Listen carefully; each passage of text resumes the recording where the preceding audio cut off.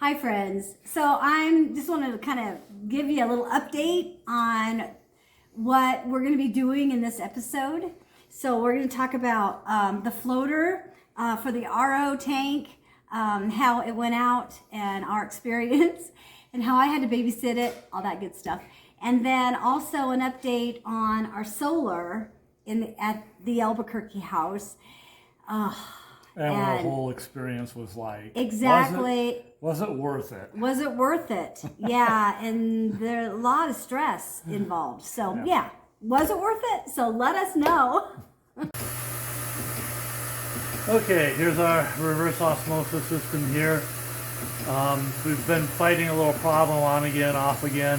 It's getting to the point where it's becoming more of a bigger problem. So I ordered the part I'm going to replace. It's basically the mechanical float or a magnetic kind of float or something that's inside the main reserve tank here in our garage. And I'll swap it out. Right now, there's a main switch right there. That turns the system on or off. And there's also an override switch, which is the mechanical float that's in the tank. And that's the thing that's giving us problems. And I'll take you over there real quick and show you what I've got going on in the tank.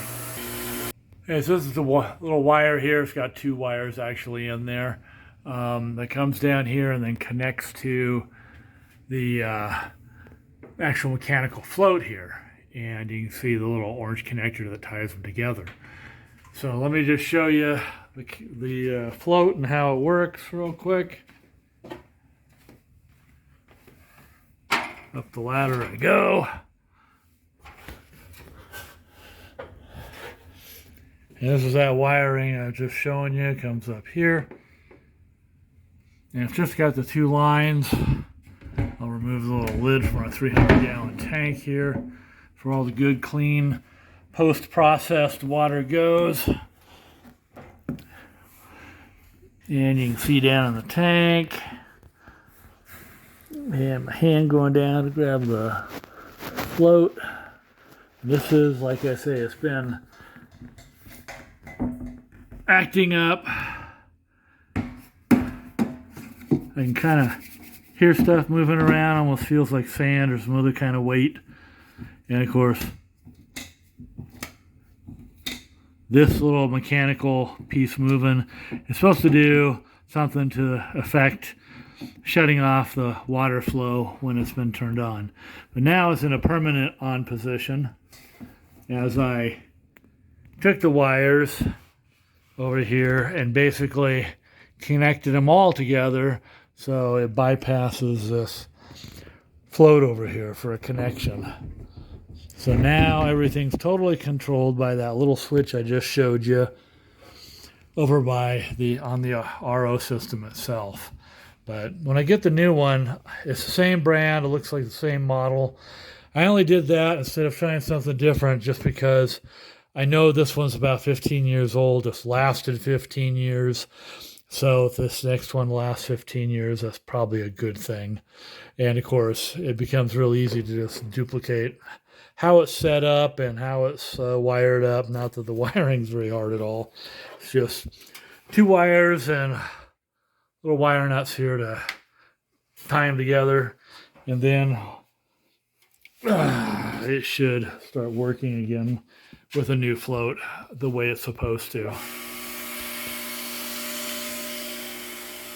And that noise you hear is water that comes from the bottom of the tank into this pump that then pressurizes everything inside the house so that we have the normal 60 psi or so in all the pipes. So we got a little thing going on with the water, and I noticed that it was empty. It kept saying it was full last night. I think Thane kind of caught you up also. So my job is to go check it, make sure where the float and the water meet, then I'll go ahead and turn off the RO. So let's see how it is. I'm going to climb this ladder.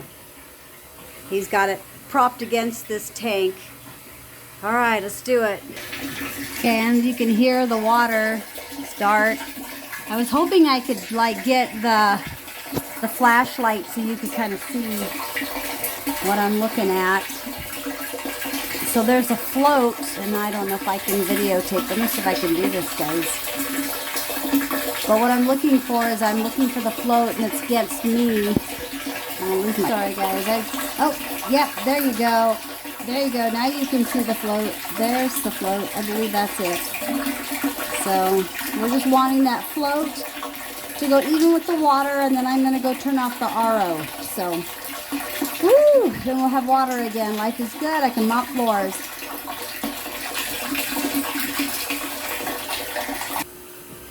Okay, so it looks like it was right up, the water line's right up to where the float is. So I'm going to flip this off. And life is good. We have water again. All right, stay tuned for more adventures. So one thing we just ordered and received here off of Amazon, I think. Yeah, it was Amazon. I'll place a link below in the description.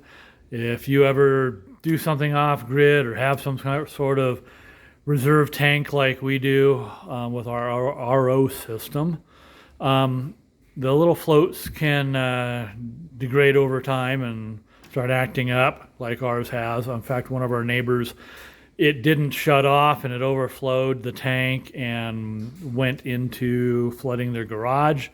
So the floats can do both things. They can give a false signal that it's full and a false signal that it's empty as they go bad. So you gotta periodically replace these units, and this one was around 20 bucks on Amazon, and it's this little guy right here that I've got, and it acts as both a sump alarm or switch really for a sump pump environment, as well as for a float for a tank. And it's got, you can kind of see here, these 3 wires, and so 2 of the wires go for a sump float, so that it'll let you know that an area is full of water and it needs to turn the pump on to pump something out, and when it gets down where the water's been removed, then the little float here will send a shut-off signal to shut off the sump pump, and does the opposite with the other 2 wires when you hook them up. When you have a tank like we do, 300 gallons or so, where you keep your fresh water that your RO system's produced for you, and so it'll send the shut-off signal when it gets to the point where it's floating level. And so it's an easy swap out, and I'll go show you the new one and the tank itself, as well as the old one. And I can't figure out what's wrong with the old one yet. I need to tear open and see what's going on with it, but it feels and behaves just like the new one, as far as little sand or metal filings or whatever's inside of it that acts as the switch.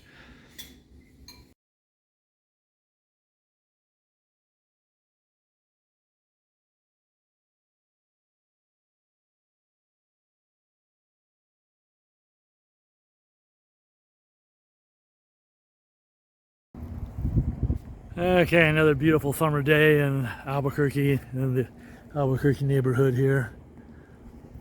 If I get this shot right, you can see our 22 panels up in the top here, 395 watts each, and these were installed April 24th. It is now July 31st.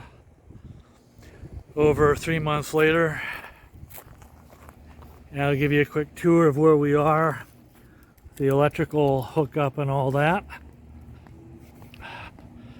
So we had an inspection, I think, a week ago, though it was initially tried to schedule it for the Friday before, but that got changed and I didn't get notified early enough, so I had to make a trip into Albuquerque for nothing.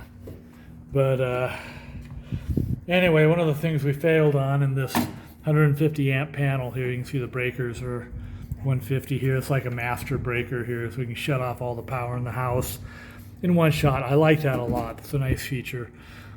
But in the panel, used to have a hot tub 50 amp right here.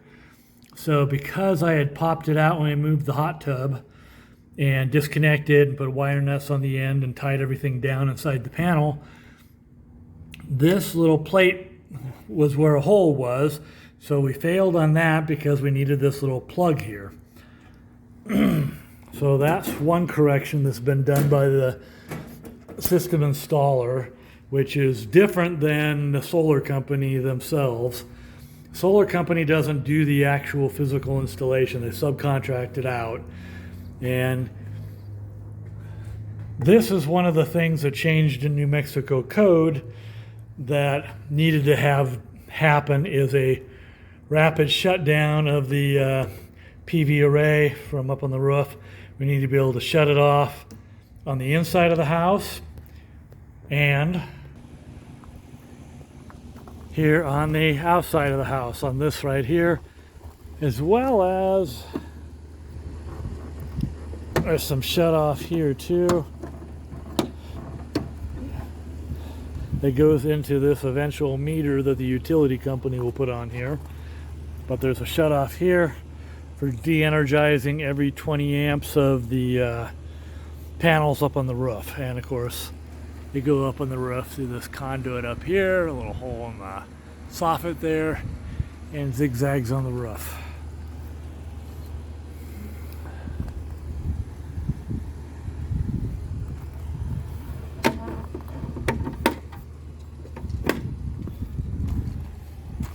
And this will be the net metering. So we have a net metering system, which from what I understand at the time we signed up for the contract, the state of New Mexico was still doing one-for-one costing of what we generate versus what they sell back to us.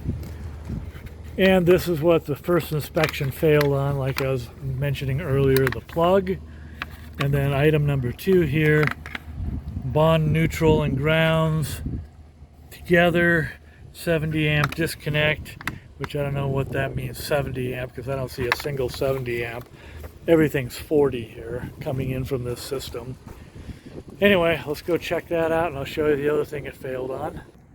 It's back at this inside shutoff from the PV array system that the installer had initially, per code, the National Electric Code anyway, brought in the ground to go to the actual ground that goes to the grounding rod in the actual ground below us. And then, of course, the neutral ties into the neutral bar in the main panel here, which to me, that seems like the right way to do it. But the city inspector said, no, no, no. He wants them both tied together, the neutral and ground, in this shutoff here.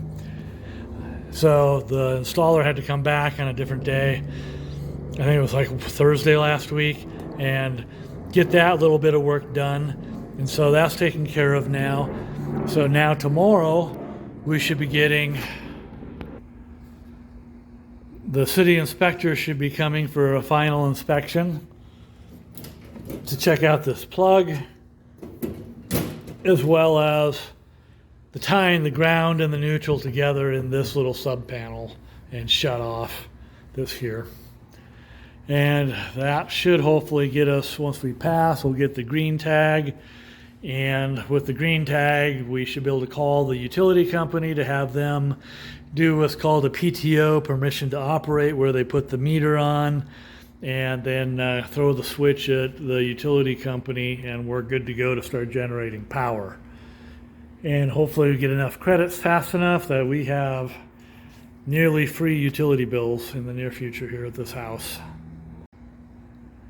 And I'm going to point out too that we did have this house listed for quite a while, but then when we saw the delays with the solar installation last April 24th, whatever, starting to happen, and deadline after deadline not being met by the solar company and the installer and all that, that we kind of realized it's kind of a silly thing to try to sell this house until we have this solar issue resolved. Plus we have some other things in the works that might involve a work relocation.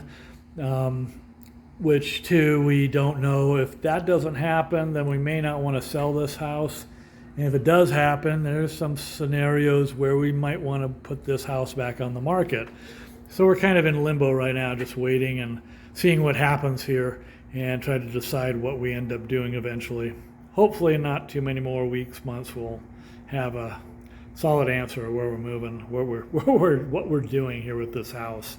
But like I say, the house is kind of in limbo now. It's nice having a place in the city, nice clean neighborhood, great place to walk the dog and all that, great park, HOA park right down here. Grass is nice and green and soft, and the dog loves it. Favorite place to poop. So we keep waiting and waiting in Albuquerque, and I make multiple trips out here.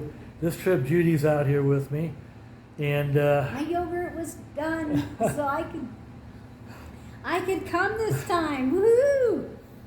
So we're enjoying the city life and a few nice meals out, whatever. Yeah. But we're hoping they don't reschedule on us again with some lame excuses. Fingers crossed. This has been ridiculous. The solar company keeps kicking the can down the road, and of course they're blaming the city. Yep. But this last time I kind of blamed the solar company without any doubt, because they said they were going to have this scheduled for last Friday, but they didn't. And they didn't tell us that they changed their mind or anything like that. So it's very poor communication. Right. We will put some in the description below our links to the solar company we used. And keep in mind, they are like headquartered in Utah. They're spread out to the California market and apparently had lots of success there. So they've been trying to spread to other states. And spreading to New Mexico, they had their fair amount of glitches, it appears, and just didn't do a real good job of understanding the little differences in New Mexico code that were special, I guess. Right. I don't know. Right. But nonetheless, if you're going to do business in another state, you need to know Right. what's involved there and do it right, not some half-assed kind of approach. And so it's no doubt contributed to numerous delays and problems. But like I've spoke to in an earlier episode, and I'll put the link down in the description below on that episode so you can see all the numbers we discussed, what it cost us, pre-tax, post-tax. It's really a good deal if you can put up with all the, frankly, bullshit from a solar company that's not doing a real professional job of expanding into other states.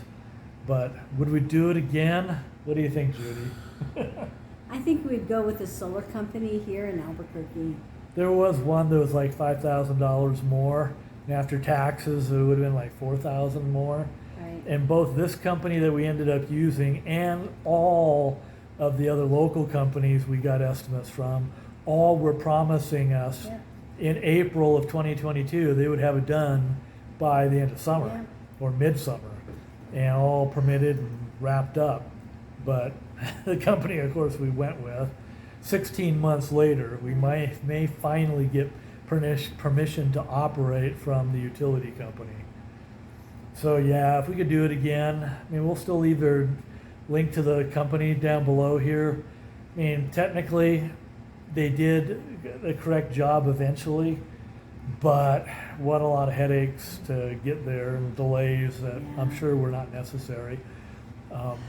I think if they would have just had their act together, they could have done a much more quick and professional job. And we're still waiting to find out if we end up paying any sales tax or in New Mexico's gross receipts tax. The first invoice we got was for the materials, which was about $15,000 and change, and there was no gross receipts tax collection on that invoice.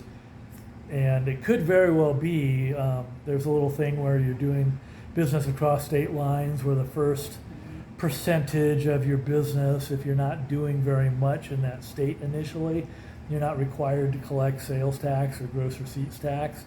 So we may fall under that. Initially, a little quick analysis of their new business looked like the sales volume was such that we were going to get hit with it because we were too far back in line from the other people that were already signed up and ahead of us.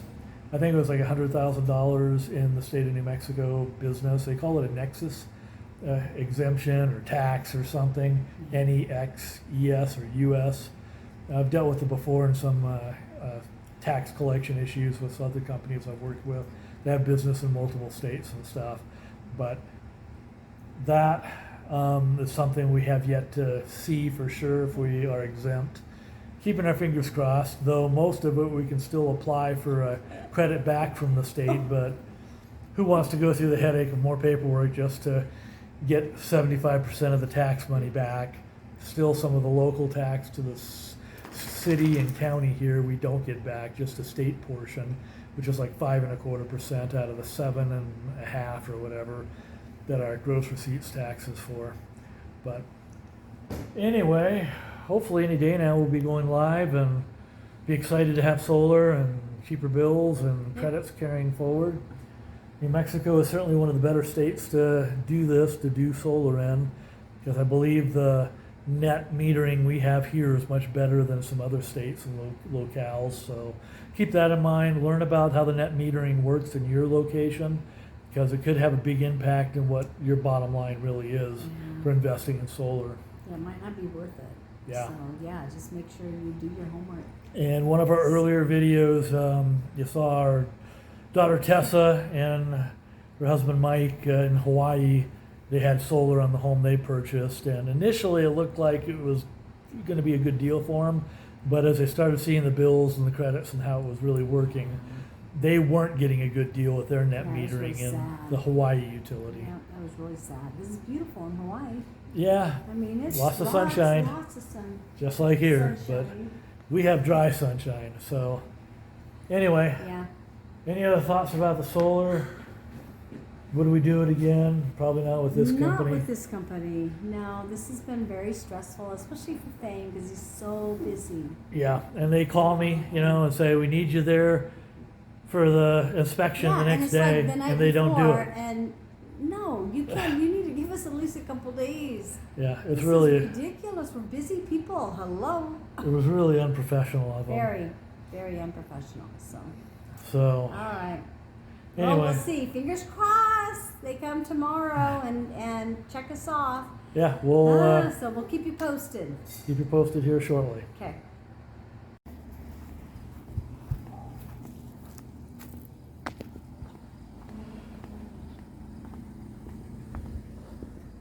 So this is like the structural check, if I understand right. Yes, that's correct. Make sure you have the right amount of panels, there's no wires hanging, and it's properly installed.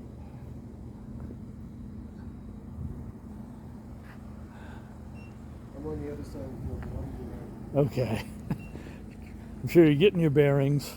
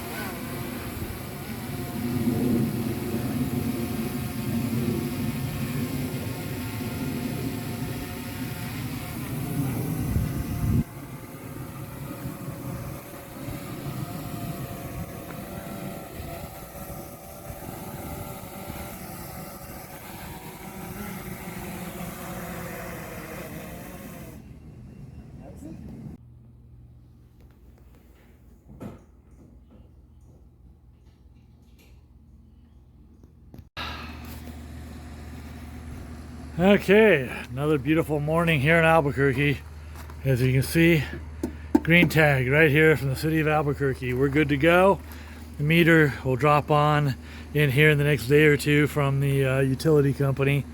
And looks like we're going to be processing power here. Power producers. Okay, let's go tell Judy here.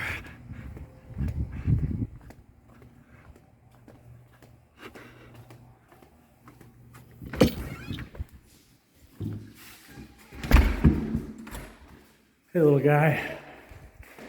Exciting news, but dog won't care nearly as much as Judy will. Okay, babe. We are green tagged. Finally, oh my golly, it's felt. I know, it's been quite a long haul. Oh, this is awesome. Anyway, we did it, so We did it. yeah, just sit We got outside. solar. We are power producers. Woohoo! Now what we do with this house is a whole other matter, but at least we got Yep, the final step here. yep. Sounds good. Woo! So, I think we need to go party. Yeah, oh yeah. Celebrate anyway. tonight. All right. Hey, cheers. Woo! Yeah, like and subscribe if you'd like to on our If you channel. want, if you want. We would love to have you join us. This is fun.